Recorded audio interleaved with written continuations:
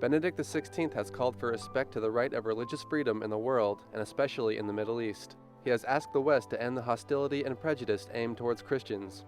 The Pope stated that no person should have to deny God in order to have their own rights, nor should they be confronted with barriers to join another religion or to profess none. This is part of the Pope's message for the World Day of Peace on January 1st, which is titled Religious Freedom, the Way to Peace.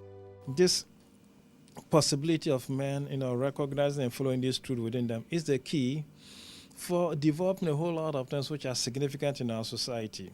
Democratic principles, virtues, okay, and the depth of understanding of human rights. All of these belong to this.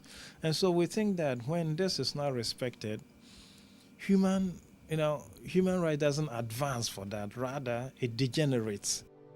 The most persecuted religion in the world is Christianity, with at least 200 million people facing some form of discrimination. According to the latest report on religious freedom published by the Catholic organization Aid to the Church in Need, 7 out of 10 people cannot live their faith in full freedom. According to the latest study by the State Department of the United States, the countries with the least amount of religious freedom are Myanmar, China, North Korea, Iran, Saudi Arabia, Sudan, Uzbekistan, and Eritrea.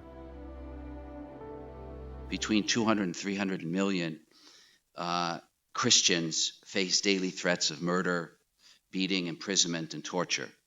And a further 350 to 400 million encounter discrimination areas such as jobs and housing. The number of Christians killed for their faith each year is somewhere around 150,000 people. That of North Africa, all of it is supposed to be Islamic country.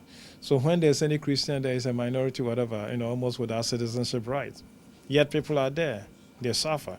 So it's difficult to say who are suffering, the greatest or who are suffering most. The Pope said in his message that the lack of religious freedom is a threat to peace and prevents authentic, integral human development. He also warned Europe of the danger of denying religious symbols as fomenting hate and prevents a balanced vision of the secularization of institutions. At the same time, he pointed out that moral relativism does not lead to peaceful coexistence. It is actually a source of division and denial of being human.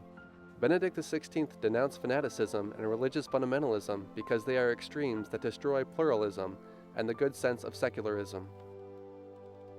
He also noted that institutions and laws cannot ignore the religious dimension of society, and societies that impose or deny religion by violence commit an injustice to the people and with God.